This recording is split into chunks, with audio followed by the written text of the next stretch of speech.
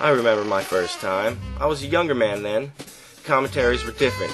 They were spoken with passion and from the heart. So it's because of that I've decided I'm going to share with the world my very first commentary I ever did, when I popped my commentary cherry. Hello and welcome.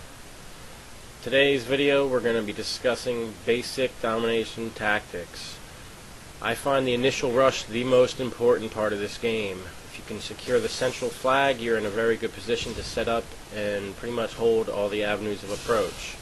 I'd like to start with the riot shield. My secondary weapon is the ranger, smoke grenades, marathon pro, lightweight pro, and commando pro.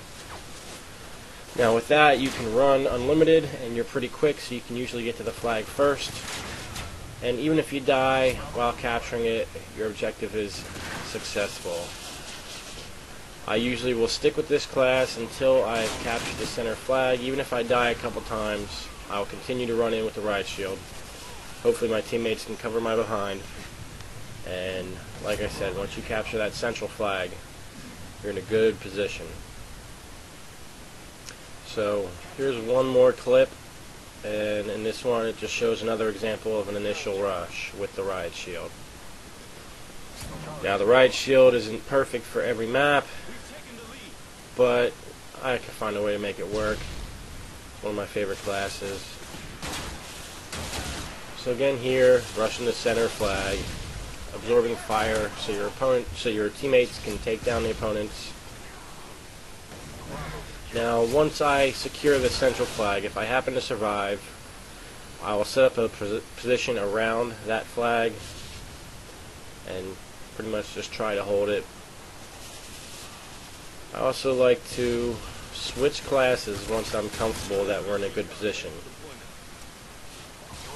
I don't do it in this clip here, but for the most part, once you're comfortable that you have a spawn flag and then the central flag, you can switch classes and use whatever is comfortable for you.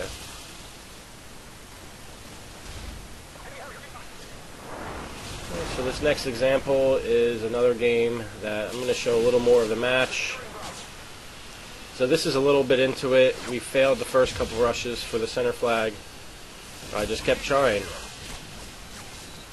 and eventually you get it. Now this isn't very kill-death ratio friendly, but like I said, you know, I play to win, and that's the point of the game, so this is a domination tactic. So there you see that I've switched classes. I'm ready to hold down the flags. I'm just waiting to die here to switch classes.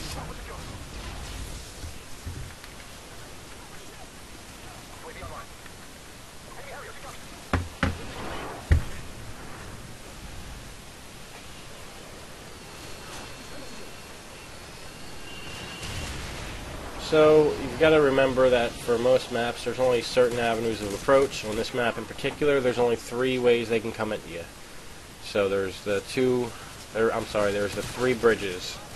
So if you're playing with a team, that's great, because then you can easily break up and decide who's going where. If you're playing with randoms, it's a little tougher, but I usually try to cover the least popular avenue of approach, because I know they'll be covering the other way. So there's no need to rush in and take C. That will screw up the spawns. If you keep 2 flags and let them have the 3rd, it will have them spawning back by their flag. And this is very beneficial because you'll know where they're coming from.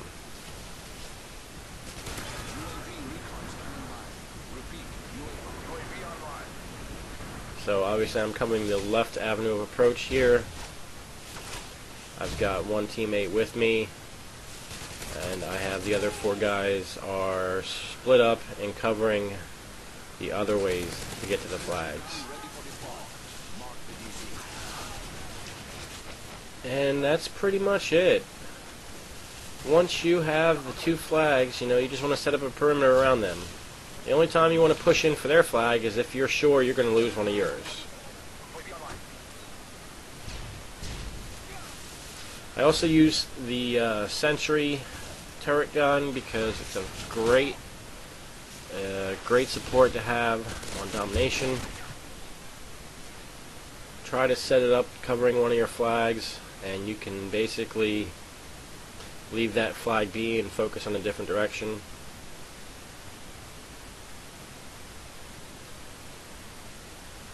So obviously we win this game, so no sense going any more into it, but that covers today's basic tactics for down. So if you've made it this far in the video, you must either have way too much free time on your hands, or you're a big LostInPlace fan. And I frankly can't blame you for that. I'm a big fan myself, especially after watching that video. So what I'm going to do is I'm actually going to give away a friggin' kick-ass piece of swag that I got at E3 this past summer. Saints Row the Third by THQ, and it's a t-shirt, I Heart Rim Jobs. Pictured above. Unfortunately, the hot girl is not included, but I will ship you the t-shirt free of charge, and all you have to do is comment below. Tell me, why do you heart rim jobs? Now, the fun of this will be, don't tell anyone why you're posting that you heart rim jobs. The people who didn't make it to the end of this video will have no friggin' clue. But it'll be our little inside joke. My little gift to you for watching my video all the way to the end. And if you enjoyed this video, check out one of my other cherry poppers below. So thanks for watching, and I wanted to give you all my word. I will never put out a video as bad as this one. I'm LostInPlace, and I am out of here.